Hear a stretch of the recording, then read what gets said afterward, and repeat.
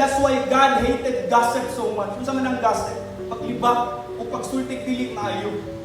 Inaamang yung mga tao na undaway pa lang ang ilang proseso.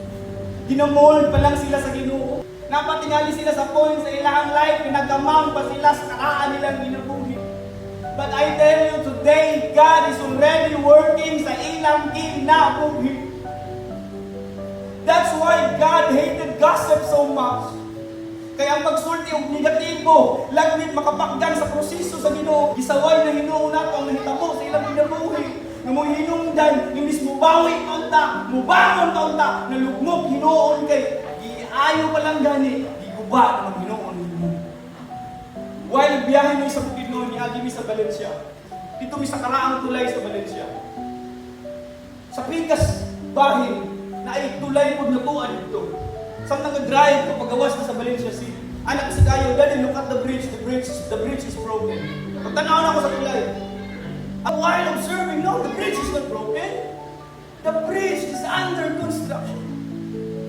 Usay sa wayon ka. Nga nung nanay mong pinabuhi, nagsimpa-simba ka, pero yung nanay mong pinabuhi. Baka mauwaw, o may kabaguhan imong pinabuhi. Tanawar mo na imong pinabuhi, maot kaya tanawar mo na imong mga anak, tanawar mo na imong ipuyan, tanawar mo na imong trabaho, usahay na, usahay wala. Gamay mong gani kayo kag income, tanawar mo na imong bana, suso mo man gani na, naglisod gani kag pahuman sa imong anak, tinuod mag yun, nagtanong yung tinuod mag yun. Pero pwede ba ingon imong katapad? Be still. God is working. Nga ang broken o ang under construction, mau-mau nagdagway. But I tell you today, you are not broken. You are under construction.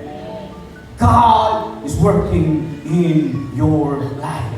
Katong mga tao na imong ginaampo, God is working in their lives. Kanang mga pangalan nga mataglitop nimo sa imong prayer, imong ginahilatan, imong ginaludhan, God is working in their